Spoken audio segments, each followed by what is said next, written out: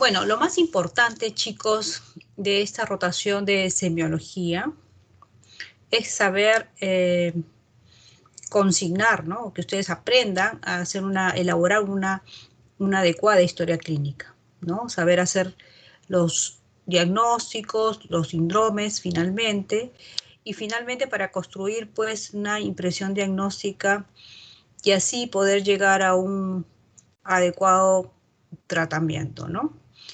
Pero no podemos construir una adecuada historia clínica si no conocemos la fisiopatología de algunas enfermedades y sobre todo las enfermedades renales, ¿no? Debemos conocer mucho, por ejemplo, en la enfermedad renal, que náuseas, vómitos matutinos. Entonces, como que a veces el paciente no viene con esa información clara y nosotros a veces tenemos que tratar de primero escuchar lo que nos viene a decir, pero luego ahondar en alguna sintomatología, ¿ya? Y sobre todo es importante, yo creo que estamos limitados por la pandemia, pero saber llegar al paciente, saber pedirle permiso, saber preguntar, tener empatía con el paciente, ¿no? Entonces, ese se llama relación médico-paciente que debemos ir practicando, ¿no? Es por eso que actualmente se ha incluido en esta rotación de renal el área de simulación, ¿no? Para que, si bien es cierto, al inicio, a veces yo he tenido alumnos que han ido en épocas de no pandemia, a veces no tenían ese expertise, no tenían esa práctica de presentarse, de pedir permiso, ¿no? Entonces yo creo que eso lo vamos a ir construyendo en las prácticas, vamos a ir practicando y luego de forma que se hace más natural y más sencilla para el alumno, ¿no? En relación a la historia clínica, yo sé que ustedes han hecho toda la parte de historia clínica, pero quiero recordarles que es un documento importantísimo, importantísimo, porque ahí van a estar consignados una serie de información importante del paciente. Acuérdense que la historia clínica es un documento hasta legal, confidencial. Nosotros no podemos estar divulgando como médicos la información de otro paciente, ¿no? Tenemos que tener mucho cuidado. Ahora con el tema del internet, la virtualidad, por ejemplo, en el hospital, tenemos acceso a las historias clínicas y no podemos estar copiando esas historias y divulgarla, porque eso está prohibido a nosotros como miembros de estas instituciones, ¿no? Muy bien. Entonces debemos recordar pues que es importante la redacción que tengamos a veces en la historia clínica. Antiguamente era mucho más difícil porque lo hacíamos a mano y la letra muchas veces era ilegible, por eso se hablaba de letra de médico, ¿no?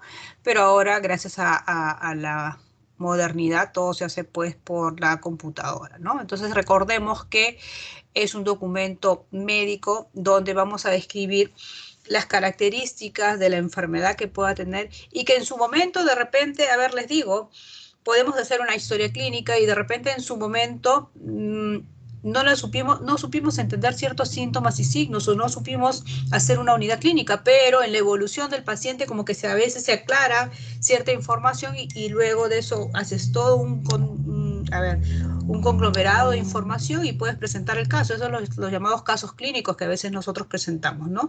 Los casos clínicos generalmente van a la historia concisa, los datos más importantes y la evolución del paciente, ¿no? Y de repente el caso es para ver el tratamiento, si se llegó a un buen diagnóstico, etcétera, etcétera, ¿no? O la evolución del paciente, ¿no? Es un documento científico porque nos va a permitir recopilar una serie de información y presentar los trabajos de investigación, ¿no? Por ejemplo, ahorita estoy haciendo un trabajo de gestación en trasplante renal, en trasplantadas renales. Entonces, de más o menos 15 años hemos tenido 20 trasplantadas. ¿Cómo van las trasplantadas? Si hicieron rechazo al injerto, si todas hicieron cesárea, si se complicaron, ¿no? Si hicieron preeclampsia. Acuérdense que hay un problema de la hipertensión en el embarazo que ya lo van a ver cuando hagamos la segunda parte en nefrología, ¿no? Entonces, definitivamente somos un país que investiga poco, ¿ya? Tenemos chicos que investigar más, ¿ya?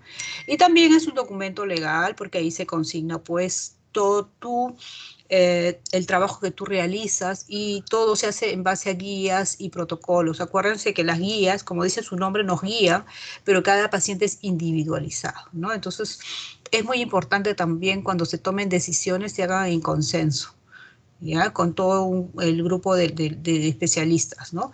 Ahora, obviamente, si estás en la emergencia y tienes que tomar decisiones rápidas, las haces en base a las guías clínicas, y obviamente es importante porque estos documentos legales muchas veces nos van a salvar de algún problema futuro que podamos tener. Muy bien, entonces es importante cuáles son las características de la historia clínica. Va a permitir formular un diagnóstico presuntivo al tiempo que es elaborada. Es la fuente de información permanente para completar o aclarar conceptos durante la enfermedad del paciente.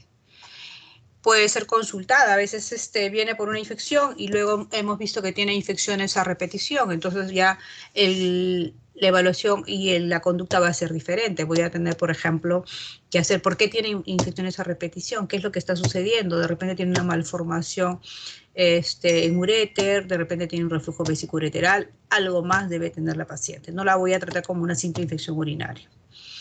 Nos ayuda la memoria del médico, como les digo, hacemos un histórico del paciente, ¿ya? Y provee, obviamente, a la hora de dar un informe, porque el paciente a veces te puede pedir un informe, haces un consolidado de todo lo que puedas encontrar en la historia clínica, ¿no?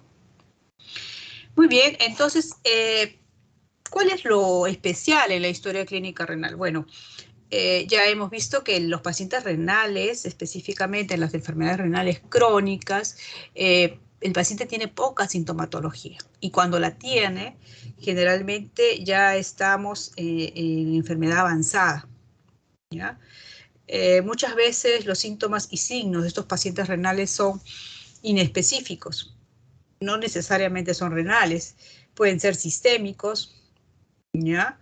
Pueden ser locales, por ejemplo, en una infección urinaria puedo tener puntos renoureterales positivos.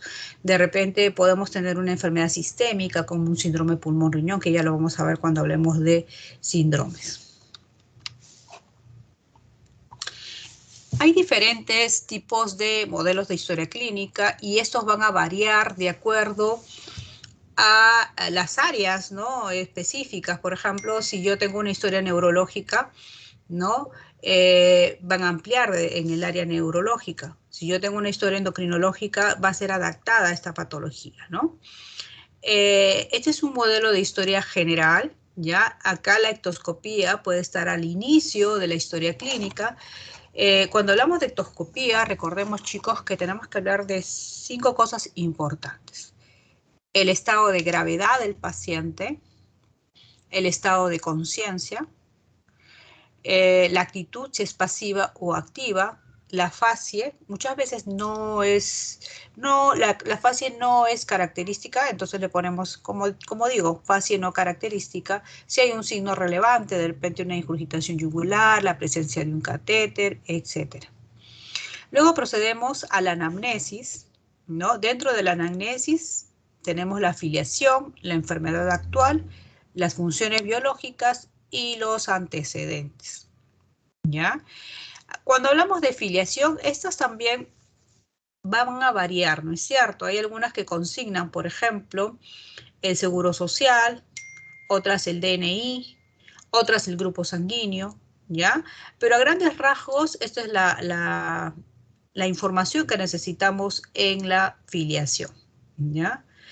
En cuanto a la enfermedad actual, hay que consignar el tiempo de enfermedad, y cuando hablamos de enfermedades crónicas, cuando tratamos de enfermedades agudas, por lo general el tiempo de enfermedad es lo mismo que el episodio actual, pero cuando hablamos de enfermedades crónicas, por lo general no es igual, ¿no? Por ejemplo, yo soy diabética y tengo 20 años de diabética, pero he venido por una hiperglicemia, una descompensación, ¿no? Entonces, definitivamente, pues mi episodio actual, de repente, ¿cuándo me he puesto mal? Me puse mal, mis azúcares que me tomaba, mis controles, estaban altas, como que no le hice caso, hace una semana. Luego de eso, hace 3 días, ¿no? y a pesar de colocarme la insulina que siempre me coloco, ahora está pues en 300, ¿no? Entonces eso es mi episodio actual, ¿no? La forma de inicio, el curso, todos los síntomas y signos relacionados van a estar en base al episodio actual. ¿Por qué? Porque si yo tengo una enfermedad crónica, yo estoy estable con mi enfermedad crónica, yo estoy estable con mi diabetes, estoy estable con mi enfermedad renal probablemente, pero hay algo que me descompensa, una diarrea, una infección urinaria. Entonces, el paciente viene por un problema, en este caso la infección urinaria o la diarrea, ese es el episodio actual. Y mi plan de trabajo, todo lo que voy a hacer es en base al episodio actual, porque yo quiero solucionar este problema. Para que el paciente, yo no voy a curar la diabetes, ¿ya? En el caso de que el tiempo de enfermedad, yo no voy a curar la enfermedad renal crónica. Yo voy a curar esa diarrea, esa descompensación, etcétera, etcétera. Ya, eso que quede claro. Otra cosa que veo importante y que se confunden ustedes es cuando hablamos de el relato cronológico. Se basa en la información que nos dé el paciente con sus propias palabras, no a lo que yo pueda interpretar. ¿Ya? A veces yo veo que dicen, el paciente presenta polaquiuria, refiere polaquiuria. El paciente jamás va a referir polaquiuria, va a decir, doctor, me arde al orinar, orino poquito a cada rato, ¿no? No, entonces, esa misma palabra que refiere el paciente hay que describirla, ¿ya? ¿Por qué? Porque, a ver, por ejemplo, el paciente me dice hematuria, varias veces escucho que ponen ustedes hematuria. El paciente no nos va a decir, doctora, yo tengo hematuria. ¿No? Esa es la interpretación que le damos. El paciente va a decir, yo orino rojo, y ustedes tienen que preguntarle, ¿cómo es el rojo? ¿Es un rojo como lavado de carne, cuando usted lava la carne? ¿Es un rojo como Coca-Cola? ¿No? Entonces hay que describir las palabras que el paciente nos dice. ¿Por qué? Porque si yo pongo hematuria, porque yo interpreté hematuria, de repente enfoqué mal. Y acuérdense que es la primera historia, entonces viene el equipo, ya yo vi al paciente, viene otro equipo para evaluar y plantear el posible plan de trabajo o el tratamiento, y va a ser el plan de trabajo en base a una hematuria. Y de repente no es una hematuria, de repente es una hemoglobinuria, una mioglobinuria, entonces me voy a equivocar en el planteamiento del problema y obviamente en la solución del mismo, y voy a perder tiempo con el paciente, ¿ya? En cuanto a las funciones biológicas, hay que poner siempre la información actual del paciente, ¿no? Específicamente, a ver, yo veo, por ejemplo, en relación a funciones biológicas, yo vengo con una diarrea, ¿ya? Y vengo a la emergencia con un tiempo de enfermedad de 3 días, ¿no? Yo soy, a ver, diabética, ¿no? Y ahorita estoy con cuadros de glicemia. Todas mis funciones biológicas van a ser en relación a mi problema que estoy trayendo, al momento actual que estoy trayendo. Pero ¿qué sucede? Que muchas veces la paciente recibió tratamiento ya 2 días, a ver, ciprofloxacino, está mejor, ya no tiene nada, y viene el alumno y le hace la historia. ¿Cómo es? Le hace la historia, el relato cronológico, cuando tuvo la diarrea, pero las funciones biológicas siempre le preguntan, ¿y cómo está su apetito? ¿Y cómo está su sed? No, ¿cómo está ahora? No, ¿cómo estaba en el momento en que se enfermó hace 2 días? ¿Ya? Eso también es importante que quede claro. En relación a los antecedentes, es importante, chicos, que a veces nos impresiona como alumnos que alguna información no es relevante, no es importante, pero definitivamente es importante. ¿Ya? Ahora me dirán, doctora, pero a ver, pero usted hace en la consulta pues una historia de 5 minutos, 10 minutos. Acuérdense que en la consulta tenemos a veces 15 minutos para atender a un paciente. Yo tengo 20 años, ¿no? Hasta 25 años de haber hecho estas famosas historias clínicas. Y la experiencia que te gana, la experiencia te gana a enfocar el problema. El paciente me puede hablar y yo ya más o menos enfoco porque eso se llama experiencia. Y en base a eso yo hago ya mis preguntas más dirigidas y definitivamente llego a un diagnóstico mucho más rápido, ¿ya? Pero eso no quiere decir, para ganarme toda esa experiencia, he tenido que hacer estas historias como ustedes van a tener que hacer estas historias de forma detallada. ¿Ya? Entonces, miren, en los antecedentes personales ya vemos pues de que hasta la vestimenta importa. Cuando estudien endocrinología van a ver que es importante, ¿no? Los hábitos nocivos. A veces veo que también me ponen rayita, rayita, rayita. Yo no sé si preguntaron o si no preguntaron. Deben poner no consigna, por ejemplo, ¿ya? En los antecedentes fisiológicos, doctora, pero ¿por qué es importante los antecedentes fisiológicos? Es importante, por ejemplo, la prematuridad con las enfermedades renales cuando hablamos de masa nefronal, ¿no? Se ha asociado pues que la prematuridad tiene que ver con disminución de la masa nefronal y a la larga pues riesgos de insuficiencia renal, ¿no? Entonces definitivamente van a ver que toda la información, por eso se consigna, va a ser importante y de repente ahora no lo sea, de repente la siguiente hospitalización, si lo sea, y usted, a veces les digo, yo cuando reviso historias clínicas, veo las hospitalizaciones para ver la información, y a veces en esa hospitalización no la encuentro, o no le han hecho una adecuada historia, y me voy a la anterior, y probablemente pues tenga la información que deseo, ¿no? Muy bien. Otra cosa importante es consignar, por ejemplo, los antecedentes fisiológicos del paciente. Veo también que se les hace difícil el área sexual, ¿no? La fecha de la última relación sexual, cuántas parejas sexuales ha tenido, de repente el tema con método anticonceptivo, ¿no? Entonces, eso tienen que tratar de practicar, ¿no? Este interrogatorio para que cada vez se les haga más natural y menos complicado, ¿no? Que es entendible, ¿ya? ¿Qué otra cosa importante es el relato en cuanto a la patología, ¿no? Antecedentes patológicos.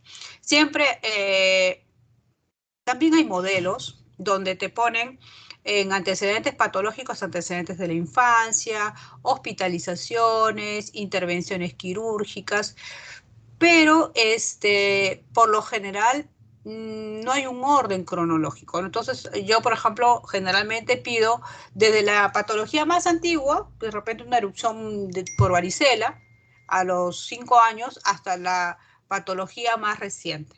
Siempre hay que consignar el diagnóstico y dónde se hizo el diagnóstico, si fue en hospital, si fue un médico particular, qué tratamiento le dieron, ¿ya? Y si actualmente con qué tratamiento está, ¿ya? Porque a veces hay una parte que dice medicación actual, pero no sabes por qué lo toma, ¿no? Entonces es importante de repente tener esa información un poco más completa. Y los antecedentes familiares, obviamente, pues si estamos hablando de un paciente de 70, 80 años, lo más importante es desde él hacia abajo, ¿no? Por lo general. ¿Ya? Si estamos hablando de un adolescente, generalmente pues hablamos de los tíos, los abuelos, pero si hablamos de un señor ya muy mayor, hablamos de los hijos y de los nietos, ¿ya? Cuando hablamos de hijos, hermanos, hay que consignar la edad, el género, si es varón o mujer, y si están sanos o qué patología presenta. En el examen físico, recordemos que ustedes ya han hecho el examen físico general, ¿no?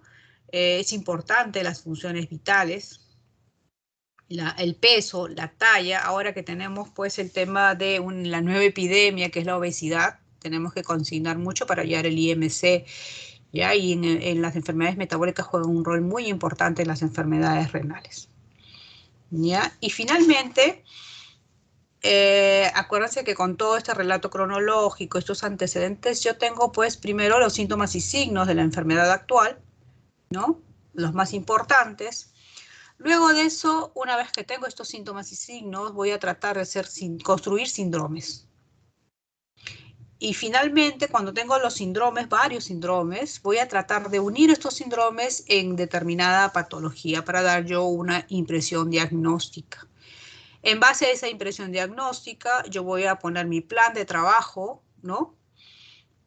Para poder definir la patología del paciente, ¿no?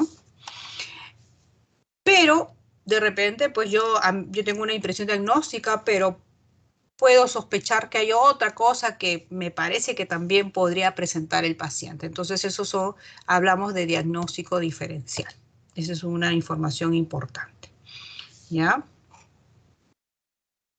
A veces podemos hacer unidad, o sea, tenemos varios síndromes y todos todos puedo unirlos en una sola patología, pero a veces no. Entonces lo dejo al costadito y es importante porque el paciente puede tener una enfermedad renal pero venir por otra cosa. En la mañana estaba con los alumnos y vimos un cuadro de pericarditis, ¿no? Entonces no necesariamente va a estar englobado en la misma patología, ¿no? El interrogatorio. Al tratarse de una enfermedad que muchas veces no da síntomas ni signos, a veces primero dejamos que el paciente nos hable, nos cuente a su manera por qué viene, cuáles son sus problemas. Pero va a depender mucho del estado, se podría decir, educacional del paciente, ¿no? Entonces, si no tenemos una información y de repente observamos algún signo o el paciente nos ha hablado de algún síntoma o signo que no lo especifica bien, tratemos de preguntar, ¿no? Por ejemplo, los síntomas urinarios son importantísimos, sobre todo en pacientes varones de determinada edad. Acuérdense que, por ejemplo, en pacientes a partir de los 50 años crece la próstata. Se dice que crece un 50% en varones de 50 años, más o menos un 60% en varones de 60, un 70% de varones de 70 y un 80% de varones de 80, ¿no? 80 años. Entonces es una información importante recabar, por ejemplo, la fuerza y calibre del chorro urinario, si hay goteo al final de la micción, si tiene que pujar para orinar, si cuando orina se interrumpe el chorro, ¿no? Si a veces orina y siente que todavía no ha vaciado completamente la vejiga, ¿no? O de repente el tema de, sobre todo en pacientes ya cuando tenemos problemas de hipertrofia prostática importante, vamos a tener que muchas veces el paciente no puede orinar. El ritmo misional, ¿no? Se orina más de noche que de día. El tenesmo vesical, la disuria, la incontinencia. Las características de la orina. Si es orina espumosa, si es orina turbia, si es orina maloliente, si es orina roja, etc. ¿Ya? El uso de medicación, ¿no? Y el tipo de dolor, ¿no? Tenemos que definir el tipo de dolor, las características del dolor que me van a ser de mucha importancia.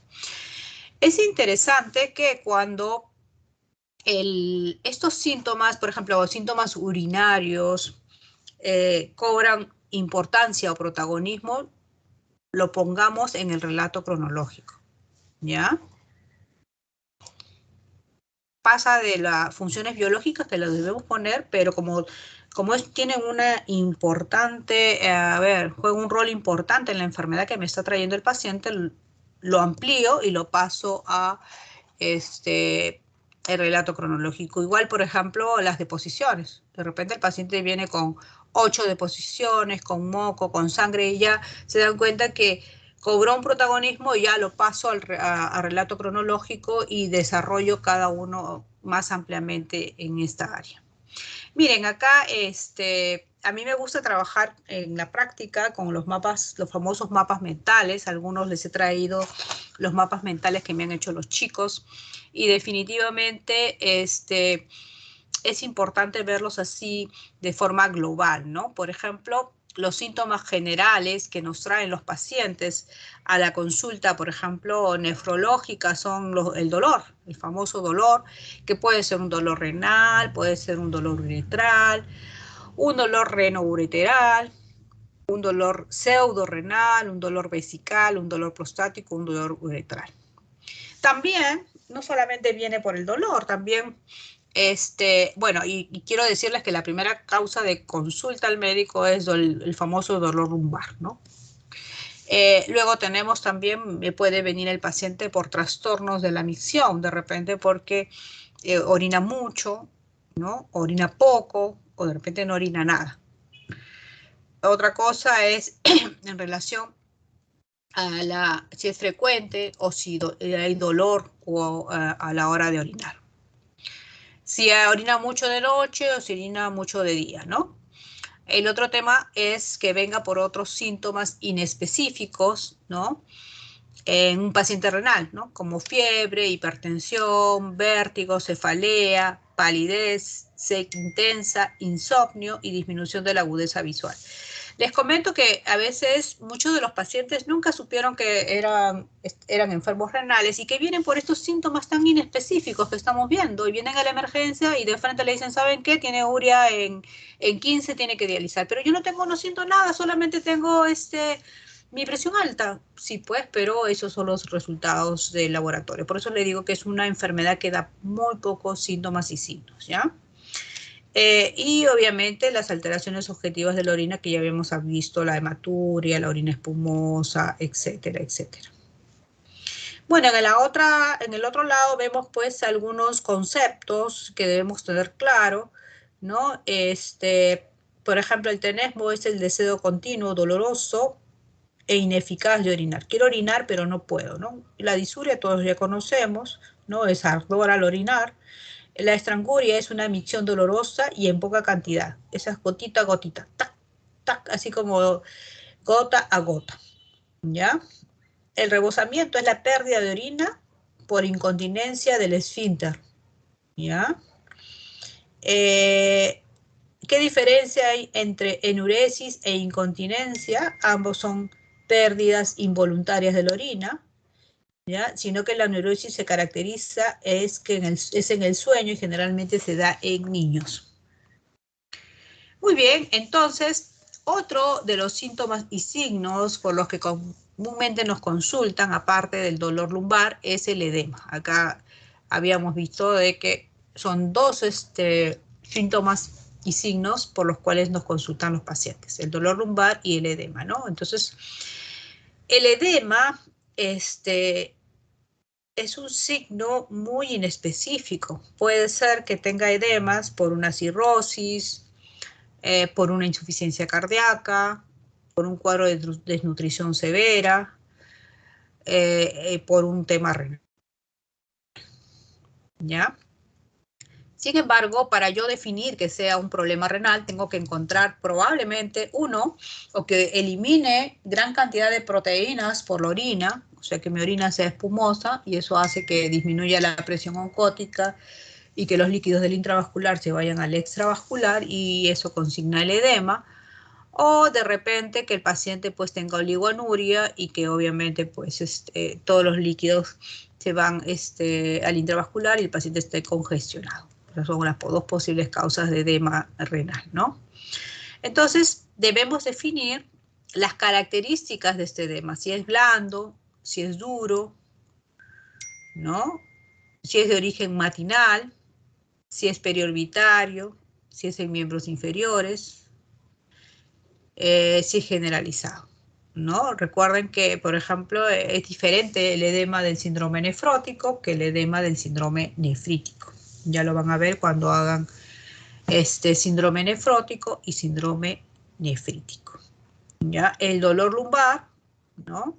Generalmente es diferente. Yo puedo tener un dolor tipo sordo, lento, permanente, que se da por distensión de la cápsula renal, o puedo tener un dolor intenso, tipo espasmódico, que aumenta y luego baja, que generalmente es secundario a los cólicos nefríticos, ¿ya?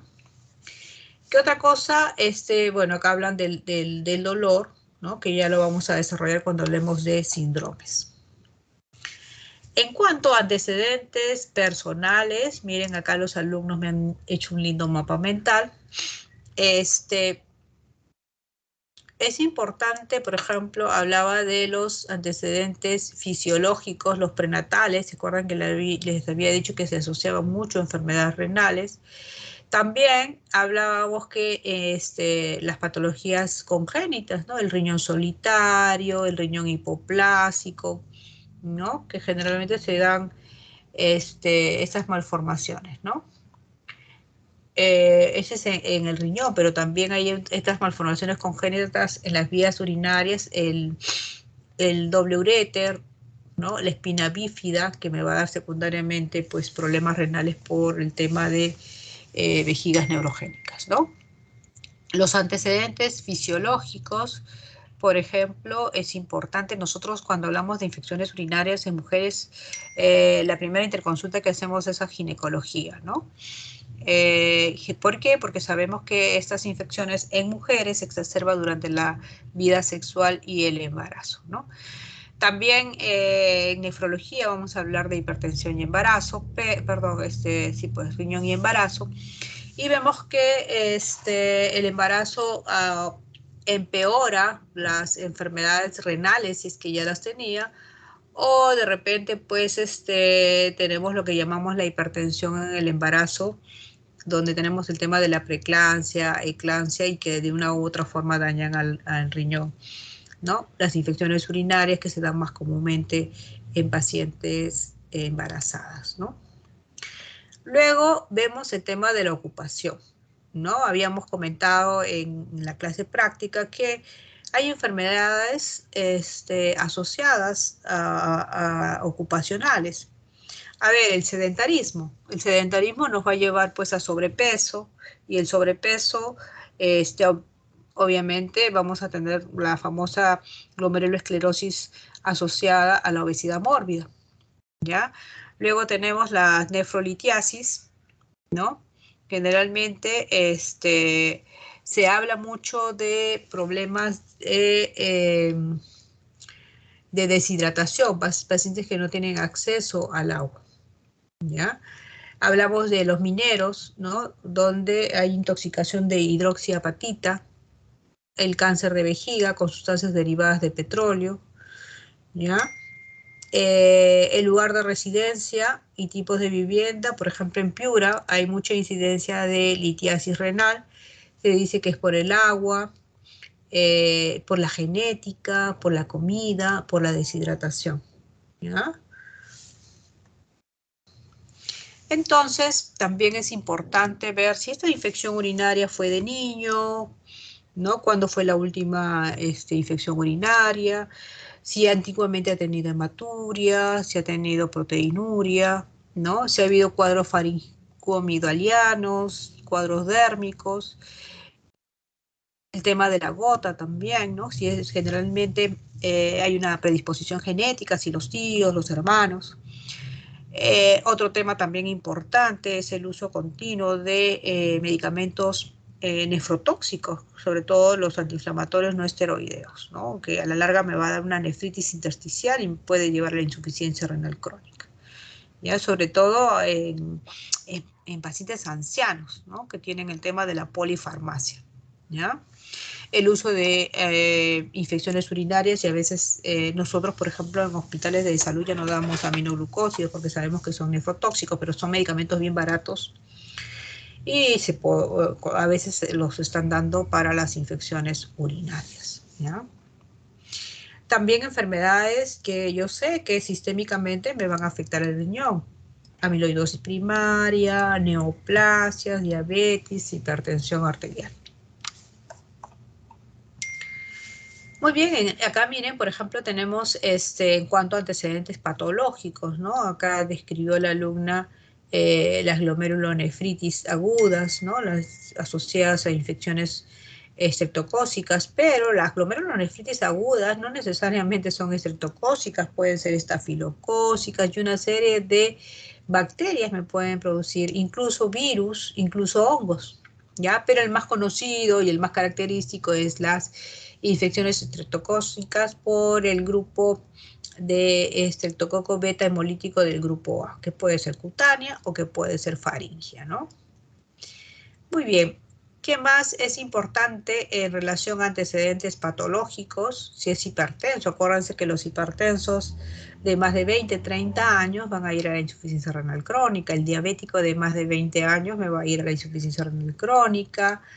El tema de la endocarditis infecciosa, ¿no? Si yo tengo, por ejemplo, generalmente se da la endocarditis infecciosa en pacientes que tienen algún tipo de prótesis, operados alguna prótesis valvular o que tienen algún elemento o extraño, un catéter, etcétera, ¿no? Mieloma múltiple, la amiloidosis, las hepatopatías, ¿no? Entonces, definitivamente se dan cuenta que los antecedentes patológicos marcan un dato importante, ¿no? Para sospechar de un cuadro crónico, pero también para sospechar de un cuadro agudo, por ejemplo, si es que he tenido abruptamente una pérdida sanguínea, una deshidratación, el uso de algún nefrotóxico de forma aguda, ¿no? Muy bien. Entonces, en relación a antecedentes familiares, tenemos que indagar si ha habido muertes por padecimientos renales. Por ejemplo, yo tengo a veces historias de pacientes cuyo tío, primo, hermano han tenido enfermedad renal y no saben por qué, ¿ya? Antecedentes de riñón poliquístico. Más o menos el 8% de nuestros pacientes renales tienen enfermedad poliquística del adulto. El famoso síndrome de Alport, ¿no? Que se caracteriza por hematuria y sordera en niños, ¿no? La hipertensión arterial, la diabetes mellitus, los antecedentes de cálculo renal y la gota. En cuanto, por ejemplo, acá me hicieron un mapa mental en relación a antecedentes familiares, por ejemplo, acá, por ejemplo, hablamos patologías glomerulares, generalmente en las patologías quísticas, ¿no? Por ejemplo, el patrón quístico, hablamos de las enfermedades poliquísticas, tanto adultos como en niños. El patrón glomerular, hablábamos de la famosa patología asociada al síndrome de Alport, ¿no? Va a haber proteinuria, pero más que todo microhematuria y sordera. ¿Ya? En el síndrome de Alport va a haber una alteración de la membrana basal glomerular. ¿Ya? En el patrón quístico, que eran las enfermedades poliquísticas, la mutación va a afectar las proteínas estructurales de las células tubulares, ¿no? Luego tenemos las famosas tubulopatías, ¿no? La acidosis tubular renal, que generalmente se ve más en niños, ¿no? Al ser hereditarias, se diagnostican tempranamente, ¿no? Las patologías intersticiales y los famosos síndromes, por ejemplo, el de la esclerosis tuberosa. En relación a la enfermedad poliquística, este es interesante porque no es muy frecuente, habíamos hablado de un 8%. Al examen físico vamos a palpar esos riñones con esta presencia de quistes. Acuérdense que el riñón más o menos pesa 250, 300 miligramos y que en estas patologías puede llegar pues a 2 kilos. A veces son tremendos riñones que estos quistes prácticamente se encuentran en toda la masa nefronal y prácticamente pues pierde función el riñón. Hay un tipo de herencia autosómico dominante y autosómico recesiva, ¿ya? Es la nefropatía hereditaria más frecuente, eso puede venir en examen de admisión. Hay riñones grandes con quistes renales y hay un deterioro progresivo de la función renal. Es interesante porque generalmente también no solamente el daño es renal, pueden haber quistes hepáticos, pueden haber quistes pancreáticos. Otra cosa importante, pueden haber malformaciones arteriovenosas, ¿ya? Va a haber una mutación en las proteínas PKD1 y PKD2, ¿no?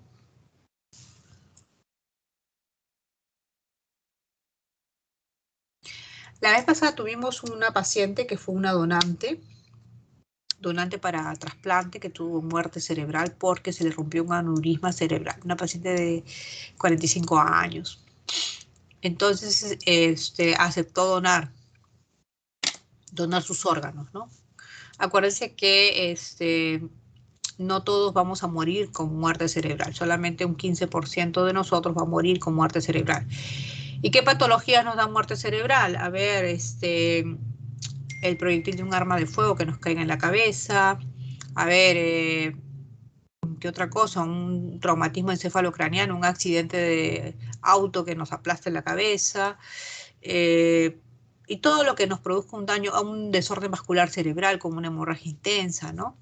Entonces, el diagnóstico de muerte cerebral significa que el cerebro ya está muerto, que ya no llega sangre al cerebro. Y que en 2 días máximo van a apagarse, pues ustedes saben que el cerebro es el motor, el resto de los órganos van a ir apagándose. Entonces, en estos casos, cuando hay esta muerte cerebral, nosotros tratamos de que mantener al paciente con una ventilación asistida, con un ventilador, y los tenemos también pues con algunas drogas vasoactivas que ayuden a irrigar los otros órganos, ¿no? En ese caso, pues la familia donó, pero nosotros sospechábamos que si era un aneurisma, probablemente esté asociada a un tema de los quistes. En la ecografía salían 1 o 2 quistes nada más. Cuando tuvieron el acceso a los riñones, vieron que tenía pues bastantes quistes, ¿no? Entonces es importante ese antecedente. Muy bien, entonces procedemos al examen físico. Ya hemos hecho toda la primera parte, el relato cronológico, la afiliación, y procedemos al examen físico. Tenemos que ver pues que a nivel de ojos podemos ver el edema palpebral y el periorbitario, las características, ¿no? Generalmente hay un edema periorbitario tipo inflamatorio en las glomerulonefritis agudas, ¿no? A diferencia de el edema ¿no? Que es general, por lo general, una fase abotagada en el síndrome nefrótico. En orejas debemos ver tofos en el cartílago auricular, generalmente por el tema de la gota.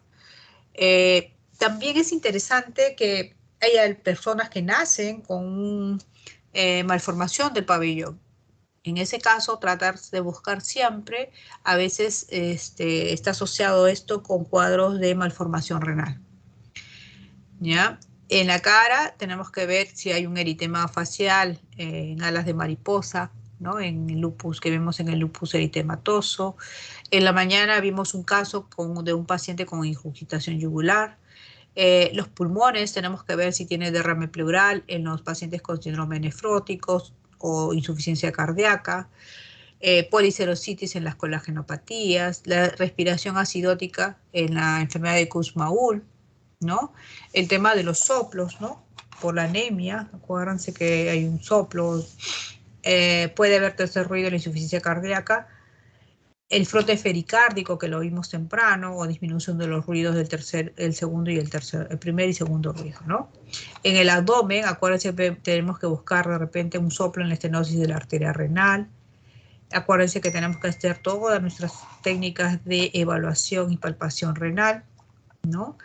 En extremidades tenemos que ver, pues, si hay buen llenado capilar, ¿no? Si hay el tipo del edema, si hay lesiones específicamente. Acuérdense que también hay enfermedades asociadas a púrpura. Entonces, en el examen físico, que es parte de la semiología renal, tenemos que ver la inspección, la palpación, la percusión y la ocultación, como todos los órganos, ¿ya? A diferencia de gastro, que el orden es diferente. En la inspección habíamos dicho que va a aportar pocos datos, ¿no? Por lo general, acuérdense que vamos a evaluar el abdomen, ¿no? A nivel abdominal, porque los riñones son retroperitoneales, son lumbares, pero como está la masa muscular, esta como que detiene el crecimiento a nivel lumbar, y más bien ese crecimiento se da hacia la parte de adelante, hacia la parte de flancos o hacia la zona, pues, generalmente es en flanco, ¿ya? Y se observa en hipocondrios también. Muy bien, miren acá el edema de la paciente, miren, es un edema rojo, ¿no? Inflamatorio. En cambio, miren el edema de abajo, el de arriba se nota caliente, el de abajo se nota frío y pálido, ¿no? Muy bien, tenemos que ver pues el tema, la palidez terrosa, el tema de, sobre todo en abdomen, hay que consignar si ha habido ascitis, Si hay el tema de estrías, ¿no? Si estas son frescas. Si la estría es reciente, va a ser una estría roja, tipo granate oscuro. Y si la estría es antigua, va a ser más bien un color tipo blanquecino, tipo nacarado, ¿no? Tenemos que evaluar al paciente, como bien lo habían dicho, de pie, sentado, parado, echado, ya para ver si tiene algún tipo de posición antálgica o de repente tenga alguna escoliosis a nivel de columna, ¿no? Habíamos visto que en abdomen vamos a ver pues esas tumoraciones, ¿no? ¿En qué casos vamos a encontrar generalmente las enfermedades poliquísticas, en los tumores renales? ¿Ya? Por lo general el riñón no se palpa, no se palpa salvo que tengamos un paciente bien flaquito, flaquito. Ahí podemos palpar riñón. Por lo general, el riñón en casos normales no se palpa. Ya, eso que quede claro. Entonces, el objetivo de la palpación es para ver riñones grandes. ¿En qué casos yo puedo ver riñones grandes? En los tumores renales, en la enfermedad poliquística, en la nefropatía diabética, pero en estadios bien iniciales porque hay un cuadro de hiperfiltración. Luego tenemos en el mieloma, en el linfoma. ¿Ya? Muy bien. Los abscesos perinefríticos que tienden a venarse, ¿no? A salir, a tunelizarse hacia afuera. Y generalmente abren una boquita, una boca, y por ahí drenan. A veces le dicen, el paciente le dice, doctor, tengo una herida que me sale agüita, y tú la ves y tienes como una boca roja con zonas de tumefacción, ¿no? Y probablemente estamos hablando de un absceso perinefrítico. Y el varicocele es sintomático, ¿no? Que se puede dar pues en hombres y sobre todo cuando es en el lado derecho se asocia mucho a un cáncer renal. Bueno, en cuanto a la palpación, tenemos la palpación superficial, ¿ya? El médico siempre al lado derecho del paciente, ¿ya? La idea de la palpación superficial es el primer contacto que tengamos con la temperatura del paciente, si no el paciente va a saltar en su propia cama si es que nos ponemos pues nuestra mano helada encima de su abdomen, ¿no? Entonces hacemos la palpación superficial, siempre en sentido antihorario, suave, y procedemos a los puntos, los famosos puntos dolorosos, ¿no? Estos puntos dolorosos van a ser anteriores y tenemos los puntos dolorosos posteriores. En relación a los puntos dolorosos anteriores, miren, acá tenemos una visión topográfica, ¿ya? Tracen una línea media clavicular con la línea umbilical. El cruce entre ambas es el punto renoureteral superior. El otro punto es la línea media clavicular con las espinas ilíacas anterosuperiores y vamos a ver la intersección. Vamos a tener el punto renoureteral medio, perdón. Espinas anterosuperiores, punto renoureteral inferior. Y el punto medio. Y el punto renoureteral inferior solamente se puede evaluar con el tacto vaginal en la mujer y el tacto rectal en el hombre. Entonces, el punto renoureteral superior corresponde al tercio superior del uréter, el punto ureteral medio al tercio medio del uréter y el punto ureteral inferior a la desembocadura del uréter. Ya, estos van a ser positivos en caso de infecciones urinarias, en caso de litiasis renal. Luego, ¿se acuerdan que les hablé de los puntos renoureterales posteriores? Acá tenemos las apófisis espinosas, tenemos la musculatura, ¿no? Espinal, ¿ya? Tenemos la última costilla como referencia, entonces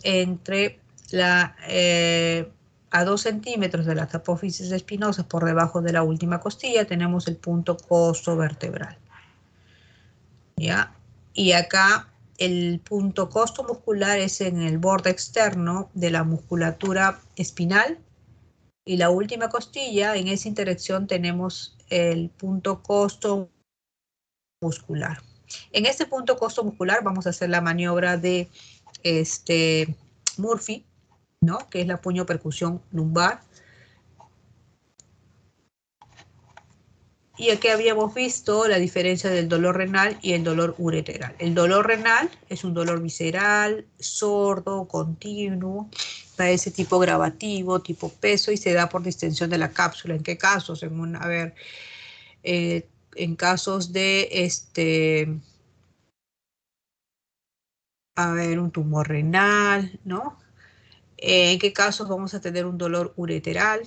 ¿No? Es tipo cólico, intenso, irradiado hacia los genitales, ¿no? Empieza lumbar y se irradia hacia la parte de adelante, ¿no? Hacia los genitales. Muy bien, entonces, en cuanto a la palpación, recordarles que los riñones no son palpables, ¿ya? En anormalidades sí vamos a palpar el riñón. Vamos a ver la forma, el tamaño, la consistencia, la situación y la sensibilidad. Y para ello, para palparlo, vamos a hacer uso de una serie de maniobras. Tenemos la más importante, es la de Guyon. Luego tenemos la del peloteo renal. Luego tenemos la maniobra de Israel, la maniobra de Ouellet. Miren, acá el médico se pone al lado derecho del paciente. La mano del paciente generalmente puede estar debajo de la nuca. La pierna del lado del riñón que se va a examinar debe estar semiflexionada. Nosotros con nuestra mano izquierda de forma paralela colocamos la misma en la zona lumbar, paralela a la costilla, levantamos, tratamos de que el riñón que es retroperitoneal, levantarlo y le decimos al paciente que respire. Acuérdense que con la respiración el riñón se va a mover, entonces con nuestra mano derecha vamos a tratar de palpar. Primero profundizamos la mano derecha y le decimos tome aire y el riñón se va a mover y nosotros vamos a tratar de palparlo con esa mano derecha que está profunda, ¿no? Para poder sentir ese riñón. Recordemos que durante la inspiración vamos a desplazar la mano derecha profundamente para poder palpar el movimiento del riñón. Esta es la maniobra de Israel, el paciente en decúbito lateral, con la pierna semiflexionada, los brazos al costado. Igual, miren, la mano izquierda detrás en la área lumbar y la derecha se le pide al paciente que respire y nosotros introducimos nuestra mano derecha cuando toma aire. Toma aire, introducimos nuestra mano, bote y ahí voy a tratar de sentir ese riñón crecido, ¿no? Miren acá. Estamos viendo la foto, a mí me parece ahora que estamos con la limitación de la pandemia, es más fácil poder imaginarnos, ¿no? Luego tenemos la maniobra del peloteo renal. Muchos confunden ustedes la maniobra del peloteo renal. Es parecida a la de Guyon, pero acá no tiene nada que hacer la respiración. ¿Ya? El paciente en decúbito ventral, miren mi manito izquierda, como la anterior, igualito, en la misma posición, pero mi mano izquierda, que antes solamente se encargaba de levantar, ahora no, ahora va a pelotear. Así como cuando peloteamos el básquet, pelotea mi mano izquierda y mi mano derecha va a tratar, acuérdense que si es un riñón grande me va a pelotear mi mano derecha. ¿Ya? Esa es la maniobra del peloteo renal. Pero acá hay un problema, que si yo tengo un tumor por delante de ese riñón, probablemente lo que me pelotee no sea el riñón, el tumor renal, sino probablemente lo que me pelotee sea un tumor del mesenterio, probablemente sea un problema de vesícula, aunque es muy bajo, o un tumor en otra área, ¿no? Entonces, ¿qué le digo al paciente? Que vamos a hacerle la maniobra de Montenegro. Ya es complementario al peloteo renal y tiene por objeto demostrar que un tumor que pelotea tiene contacto lumbar, es decir, que es renal. ¿Ya? Entonces, al revés, el paciente se echa de cúbito ventral y mi mano derecha ya va en la zona del abdomen, en la última costilla, ¿no? Prácticamente a nivel del hipocondrio se podría decir. y comienzo a pelotear incluso más abajo, ¿no? Comienzo a pelotear y voy a tratar de sentir ese tumor que sentí en la maniobra del peloteo anterior, lo sentí, ahora voy a volver a confirmar si lo vuelvo a sentir, ¿ya? Si lo vuelvo a sentir, significa que es peloteo positivo y Montenegro positivo, quiere decir que probablemente se trate de un tumor renal. Pero si yo veo que ese tumor yo no lo palpo, es un Montenegro negativo, probablemente se trate de una vesícula grande, un tumor de mesenterio y descarto una patología renal. Luego tenemos la maniobra de Glenard o la maniobra de la pinza. Acuérdense que normalmente el riñoncito tiene una posición, ¿ya? Pero hay riñones que nacen descendidos, ¿no? Es un problema congénito. Entonces se llama tosis renal, ¿no? Entonces, por lo general, nosotros agarramos al nivel de la última costilla de ambos lados y hacemos como una pinza con nuestras dos manos a los dos lados. Habitualmente el riñón está mucho más arriba y cuando le decimos que respire, el riñón baja, pero no llega a entrar a esta pinza que hemos hecho con nuestras manos. Pero si mi riñón está por debajo o sea, está tosado, le digo que tome aire y el riñón sí va a bajar y va a caer dentro de esta celda, porque yo voy a comprimir mi pinza, ¿no? Tome aire y yo comprimo y lo voy a sentir bote y va a escapar ese riñón, ¿ya? Entonces, esa es una maniobra positiva y probablemente estamos hablando de tosis renal. Luego tenemos el método de Goylet, es bien parecido, es una modificación de la maniobra de Guyot, de Israel, ¿no? Donde en este caso, pues, lo hacemos con una silla, la pierna en semiflexión del lado que se va a evaluar igual. Le decimos que respire y comenzamos, a la hora de respirar, profundizamos nuestra mano para tratar de palpar ese riñón. Ese es en cuanto a la palpación. En cuanto a la percusión, como les había dicho, en el abdomen podemos encontrar zona de mate, zona timpánica. Por ejemplo, si yo tengo una queca, voy a encontrar probablemente una zona muy timpánica, ¿no? Por la distensión de las asas. Pero lo más importante en la percusión de repente es el tema del globo vesical, que podemos encontrar la presencia de un globo vesical y un área mate por encima de la pelvis renal, de la pelvis, perdón, del área pélvica. Y luego tenemos la puñopercusión. Miren, acá es justo en el punto que habíamos visto que era el punto costo muscular, ¿no? En este caso, el examinador está haciendo con una mano abierta y otra cerrada, un puño, pero podemos hacerlo con la mano abierta, así tipo karate, que es la maniobra de Giordano, o podemos hacer con la mano cerrada, que es la maniobra de Murphy. Y finalmente la ocultación se va a realizar en la zona costovertebral, en hipocondrio o en epigastrio. Presionan bien el estetoscopio y para poder ver el tema de los famosos soplos, ¿no? Se escucha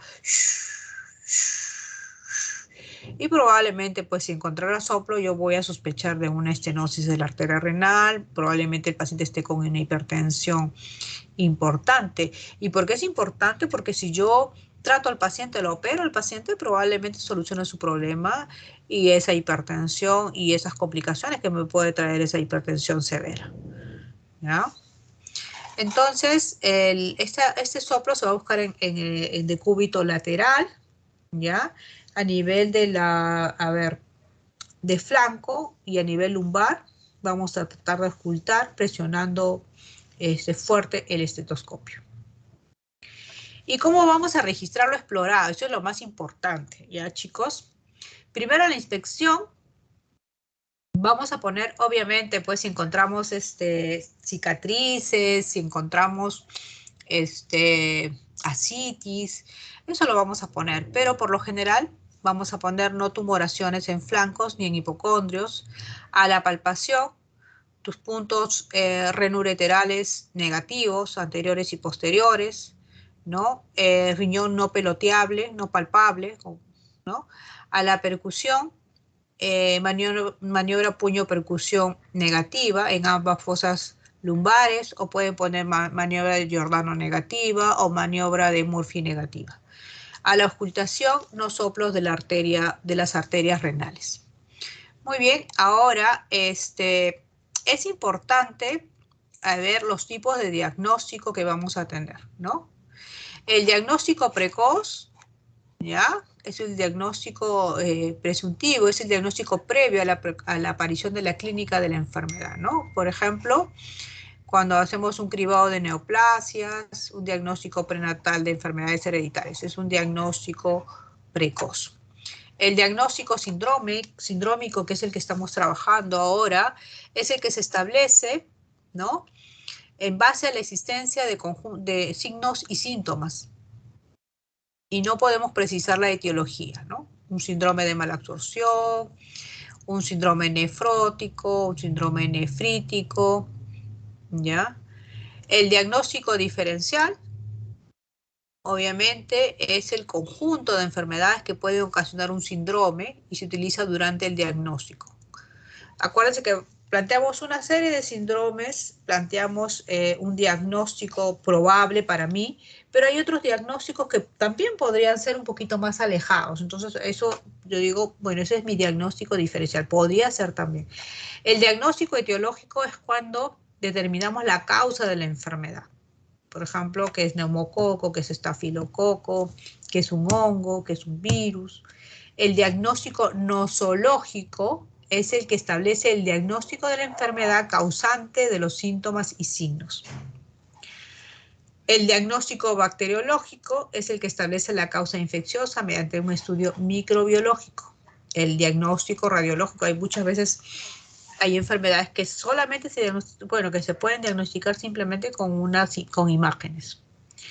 El diagnóstico patológico son enfermedades que se van a diagnosticar con una biopsia o el estudio de una pieza anatómica, ¿ya? Muy bien, a ver, ¿son 7 y 10? ¿7? Bueno, vamos a hacer rapidito los síndromes renales, ¿ya? Primero tenemos que diferenciar qué cosa es un síndrome, qué cosa es un trastorno y qué cosa es una enfermedad. El síndrome es un conjunto de síntomas y signos y alteraciones bioquímicas. No tiene que tener una causa conocida ni alteraciones anatómicas. O sea, ustedes tienen un conjunto de síntomas y signos y vamos a unirlos y formar nuestros famosos síndromes. El trastorno es una alteración del funcionamiento normal, por ejemplo, el trastorno hidroelectrolítico, el trastorno ácido-base, donde no sabemos las causas y no sabemos las complicaciones, o sea, las posibles alteraciones anatómicas con las que está asociado este trastorno. ¿Ya? Puede ser, por ejemplo, causa y puede ser consecuencia. ¿Ya? Y luego tenemos las famosas enfermedades, donde hay una alteración del estado de salud que debe cumplir con dos de los siguientes criterios. Tener un agente etiológico, una causa reconocible, tener síntomas y signos y debe presentar alteraciones anatómicas consistentes. Ya, por ejemplo, una enfermedad renal crónica, ¿cierto? Tiene síntomas y signos y tiene alteración anatómica consistente, ¿no? Pero no necesariamente voy a tener el agente etiológico. O sea, si yo cumplo dos de los tres criterios, ya estamos hablando de enfermedad. Entonces, vamos a ver los síndromes, el síndrome doloroso renal, el síndrome de litiasis renal, el síndrome nefrótico, el síndrome nefrítico, el síndrome urinario, el síndrome de nefritis intersticial aguda, el síndrome de pulmón-riñón, el síndrome hepatorrenal, el síndrome corazón-riñón y los trastornos del metabolismo hidrosalino y el trastorno del metabolismo ácido-base, que ya lo van a ver después.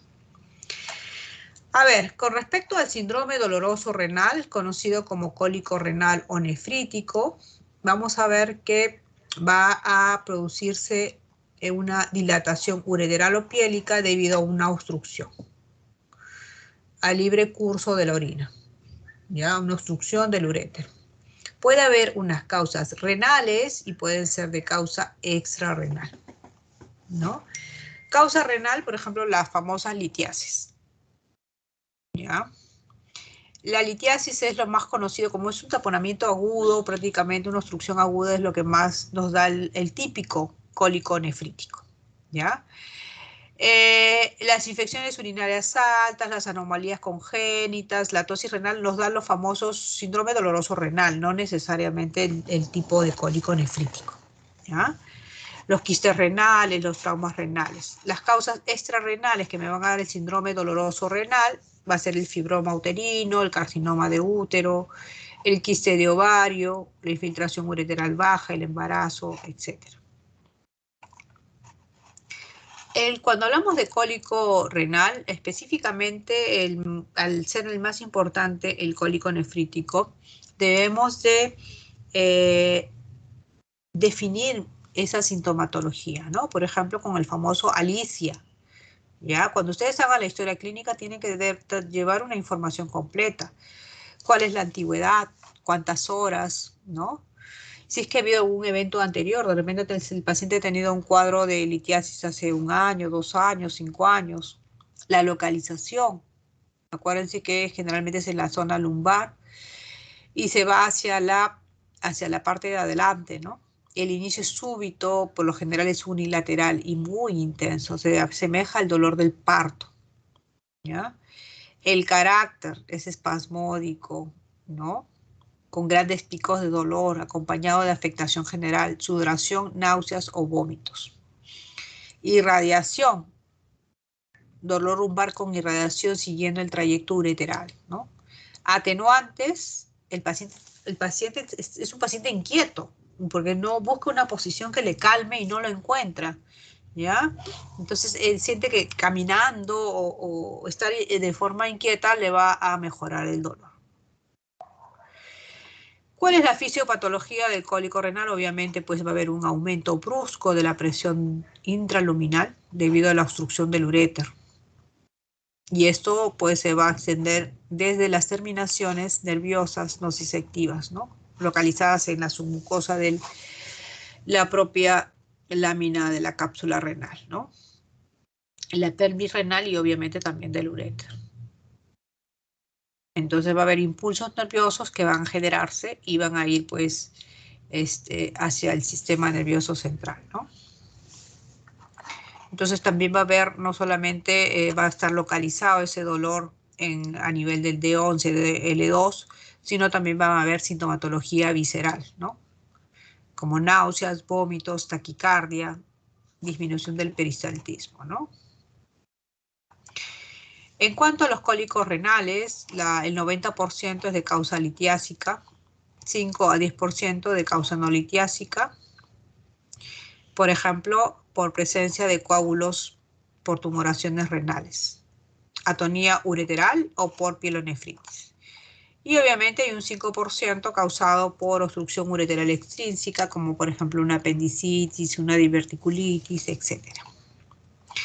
En relación a la litiasis renal, debemos recordar que la mayoría es causada por el calcio, ¿no? Miren en verde el oxalato del calcio más fosfato, y en celeste prácticamente el 31% por solo oxalato de calcio. Entonces, es la tercera patología urológica más frecuente después de las infecciones urinarias y la patología prostática. Se da más en hombres, generalmente en edad media, 40 y 60 años. Si yo ya tengo un cuadro de litiasis, es el 50% probable de que en un periodo de 5 años se haga otro cuadro de litiasis. El 80% de estos cuadros está compuesto por litiasis renal, por calcio, el 20% por ácido úrico y otro porcentaje pequeño por estrubita y cistina. En cuanto a la evolución clínica, es por eso importante la historia clínica. Primero es saber, obviamente, cuáles son los factores de riesgo que tiene este paciente para hacer litiasis, ¿no? Obviamente es ver el historial, cuántos episodios presentó, ¿no? Desde cuándo, si es que ha hecho un estudio de ese cálculo, las características de ese cálculo, si es de oxalato de calcio, si es de trubita, si ha tenido intervenciones urológicas, ¿no? Si ha habido fármacos que utiliza que estén predisponiendo estos cuadros de litiasis, la historia familiar también, la ocupación, el estilo de vida, etcétera. Bueno, en cuanto a la semiología, ya habíamos mencionado pues características de este tipo de dolor, que es matutino, de tipo cólico, de duración de 20 a 60 minutos, inicio súbito unilateral, muy intenso. Es rarísimo que haya, ya serían piñas ustedes que les dé pues un cuadro o que tengan un cuadro, una litiasis bilateral, ¿no? Ya. Generalmente es unilateral, localizado en la fosa lumbar y irradiado en sentido descendente, siguiendo el trayecto ureteral anterior, ¿no? Otra cosa importante y que yo a veces veo que ustedes se confunden en algunas veces es que puede presentar febrícula, ¿ya? Y no, por ejemplo, a veces confunden con pielonefritis y no necesariamente. La pielonefritis, el dolor es sordo, constante, no se irradia, se queda en la región lumbar, ¿no? Es todo el día, ahí está ahí con pesadez, ya fiebre, puede haber náuseas y vómitos. En el cólico nefrítico generalmente es un dolor tipo cólico que va y viene, ¿ya? Hasta desaparecer la obstrucción, ¿no? Muy bien, ¿cuáles son los factores de riesgo que tienen los pacientes y que debemos consignarlos, chicos, en la historia clínica? La obesidad, por eso ¿se acuerdan que les hablé del índice de masa importante? La diabetes mellitus, el síndrome metabólico, porque incrementa la absorción intestinal y la excreción renal de calcio. Al haber mayor excreción de calcio, obviamente, pues la orina está más concentrada de este elemento y precipita. La hipercalciuria de cualquier causa, el hipertiroidismo, la gota estimula la producción de cálculos de ácido úrico, ¿ya? Las enfermedades malabsortivas, la enfermedad inflamatoria intestinal, la resección ileal, todo esto también hace que haya mayor mayor absorción en el sentido del calcio, ¿no? Y por lo tanto, pues mayor pérdida a nivel de la orina. Las enfermedades renales como la acidosis tubular renal, el riñón en esponja, el riñón en herradura, todo eso hace de que haya mayor riesgo de litiasis por calcio. Las enfermedades genéticas y las infecciones recurrentes del tracto urinario que me van a producir infecciones urinarias por estrubita. Perdón, litiasis por estrubita. También los factores ambientales, la deshidratación, el mucho sol, ¿no? Hay gente que hace mucho ejercicio y no repone con líquidos, ¿no? El tipo de trabajo también, ¿no? Se ha visto que la tasa de litiasis es 3.5 veces mayor en trabajadores de una fábrica de vidrios expuesto al calor, ¿no? El componente genético también es muy importante, ¿ya? Generalmente hay familias enteras que tienen cuadros de hipercalciuria idiopática familiar y que se caracterizan pues por hacer cuadros de litiasis renal asociados al calcio. Es importante también en la historia clínica, chicos, evaluar qué fármacos está consumiendo el paciente que van a favorecer la formación de litiasis, como por ejemplo los diuréticos de asa, los antiácidos, los corticoides, la aspirina, la vitamina D. Por ejemplo, hace poco con el tema del COVID, se recomendaba el uso de vitamina D, imagínense. Y se dan cuenta que a pesar de ser una vitamina y aparentemente ser inocua, siempre va a tener pues todo en exceso hace daño, ¿no? Muy bien. Entonces, lo que se recomienda en este caso pues es tomar bastante líquido porque se ha visto que una baja ingesta de líquidos conlleva pues a la formación de cálculos, ¿no? Otra cosa importante es que muchas personas piensan que si yo tengo un cálculo de calcio, hago una dieta pues baja en calcio y con eso voy a mejorar, ¿no? Se han hecho estudios y se han encontrado que estas personas que hacían dietas bajas en calcio, más bien favorecería una disminución de la excreción urinaria de oxalato y por lo tanto esto favorecería la formación de calcio, ¿ya? El aumento de la ingesta de proteínas animales. Se ha encontrado que a mayor ingesta de estas proteínas vamos a encontrar mayor cuadro de litiasis. Por ejemplo, los pacientes vegetarianos por lo general tienen menor riesgo de litiasis, ¿no? Es importante recalcar que si ustedes tienen algún paciente que tiene antecedentes de litiasis, a veces el paciente dice, he eliminado el cálculo. Lo ideal sería mandar a estudiar el cálculo para saber qué componente tiene ese cálculo, ¿ya? Muy bien, es importante también definir si es que en estos cólicos renales, definir si es que la obstrucción es intrarrenal o si es una obstrucción extrarrenal, ¿no? Esos son los famosos diagnósticos diferenciales que lo vamos a presentar a la hora de hacer nuestra historia clínica. El estudio metabólico es el estudio del cálculo y donde vamos a hacer no necesariamente evaluar el cálculo, sino también evaluar al paciente, ¿no? Obtener calcio, fósforo, ácido úrico, creatinina, para ver pues algunos factores de riesgo que puedan conllevar a la litiasis renal. ¿Y por qué es importante, chicas? Porque hemos tenido pacientes que han tenido la litiasis, las famosas litiasis coraliformes y que prácticamente han perdido el funcionamiento del riñón a consecuencia de la misma, ¿no? El tratamiento es variable dependiendo del cálculo, pero hay tratamientos generales, es decir, lo que tenemos que hacer es evitar que la orina se concentre, tenemos que tratar de tener una orina diluida, ¿ya? El calor local, se ha dicho que la aplicación de calor local en el cólico es una medida efectiva para aliviar el dolor. El uso de antiinflamatorios no esteroideos se puede dar en casos de dolores muy intensos, ¿ya? Cuando no mejoran con estos antiinflamatorios, a veces hemos dado hasta opiáceos, porque el dolor es parecido al de un parto, ¿no?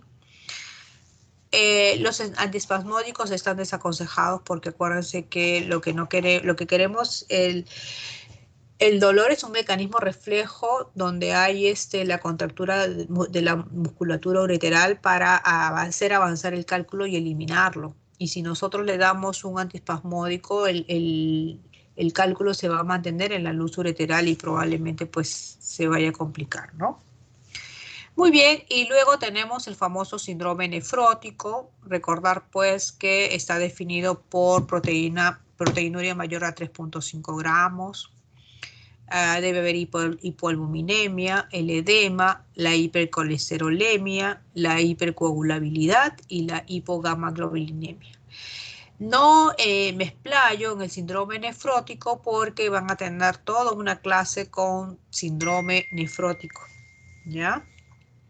Y el famoso, pues, síndrome nefrítico, perdón.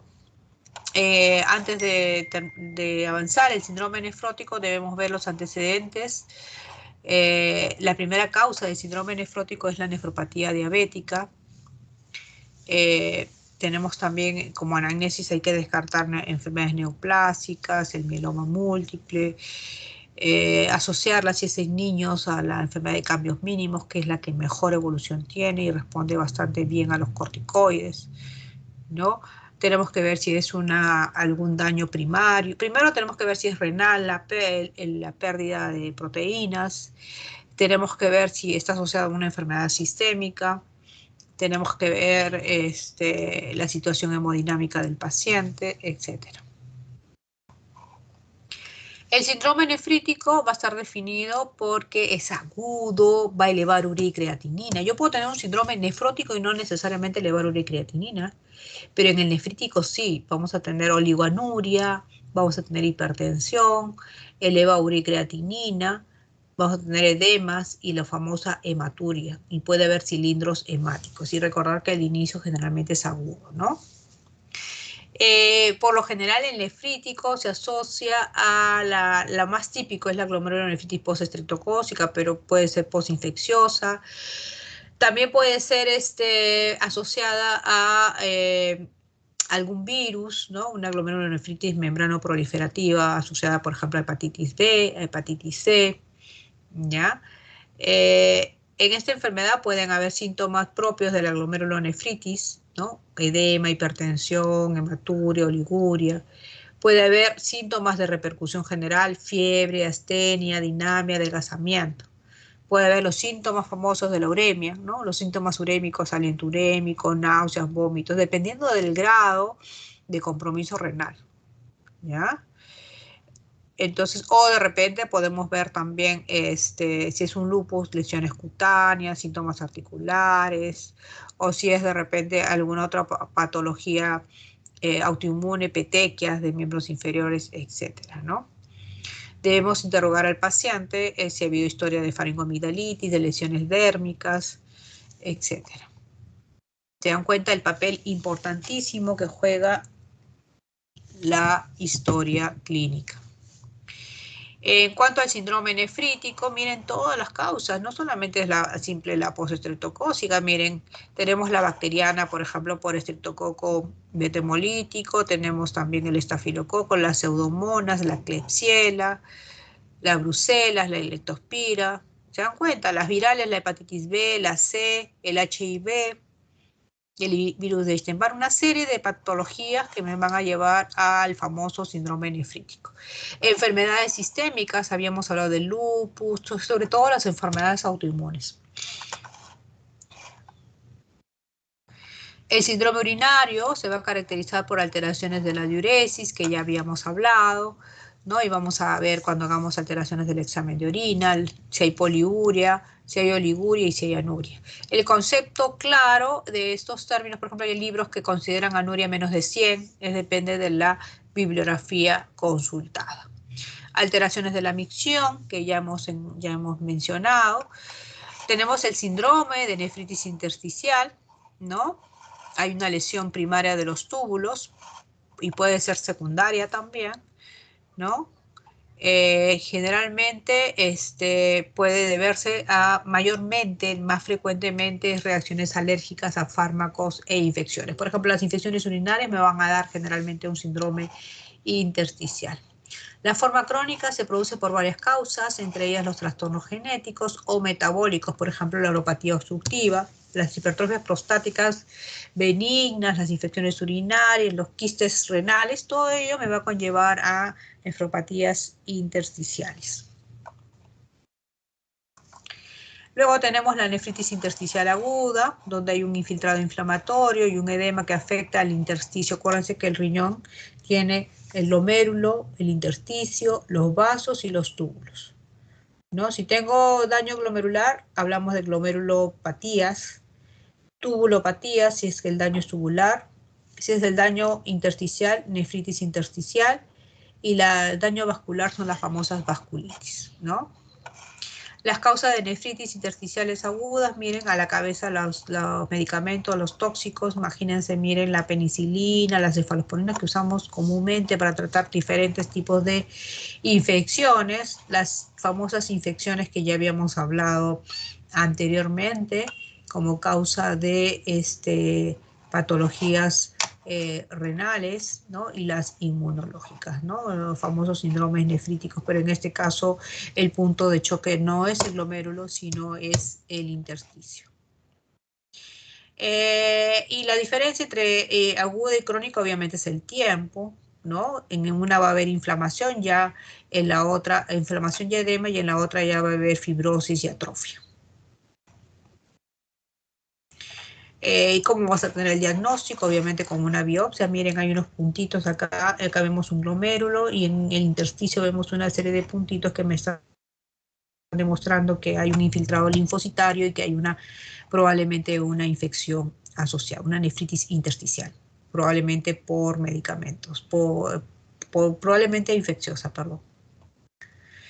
El tratamiento, los dos cuadros más importantes es la nefritis intersticial por medicamentos, obviamente es la suspensión del medicamento, ¿no?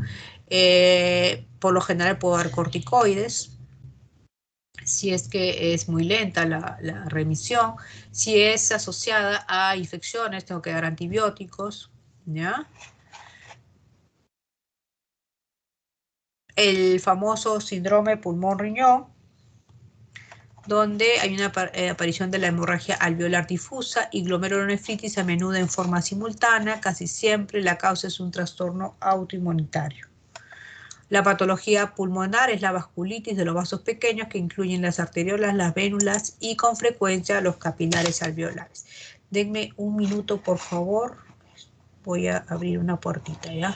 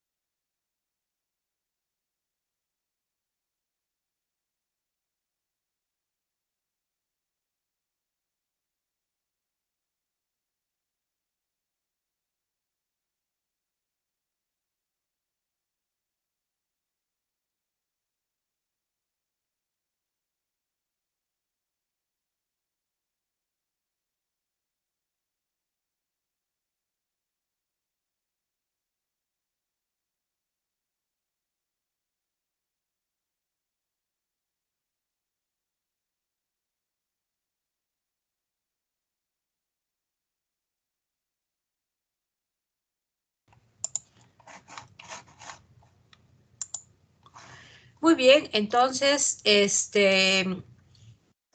estos síndromes pulmón-riñón, hígado, hepato-renal, el síndrome cardiorrenal son patologías que se dan en conjunto con otros órganos, ya no necesariamente renal, ¿no?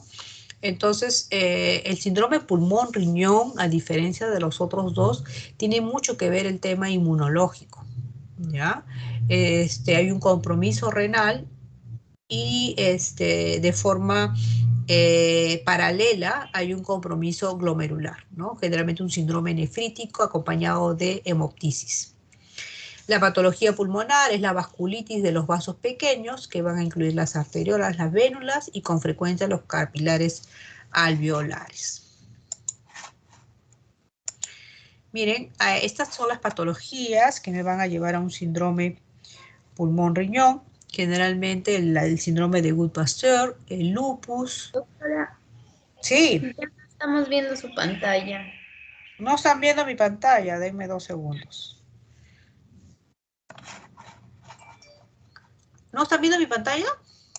Qué No, raro. doctora, solo su cámara está prendida, pero no la pantalla. Apagaré mi cámara para que no me vean y vean la pantalla. Denme 2 segundos.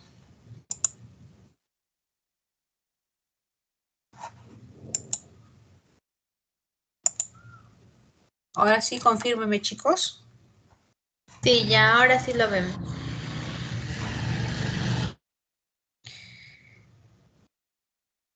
Muy bien, entonces habíamos dicho que las causas del pulmón riñón generalmente eran enfermedades inmunológicas y parte de esas enfermedades inmunológicas son el síndrome pulmón-riñón, en este caso son estas patologías, el síndrome de Wood-Pasteur, el lupus, la glomerulonefritis, con poliangeitis conocida como el síndrome de Wegener, la poliangeitis microscópica, el trastorno del tejido conectivo y la vasculitis inducidas por fármacos. Miren, generalmente cuando hablamos de la enfermedad de púrpura de Geno-Schollen, se asocia mucho a la nefropatía por IgA. Miren, hay unas lesiones púrpuras palpables. Se asocia con la presencia de inmunoglobulina A.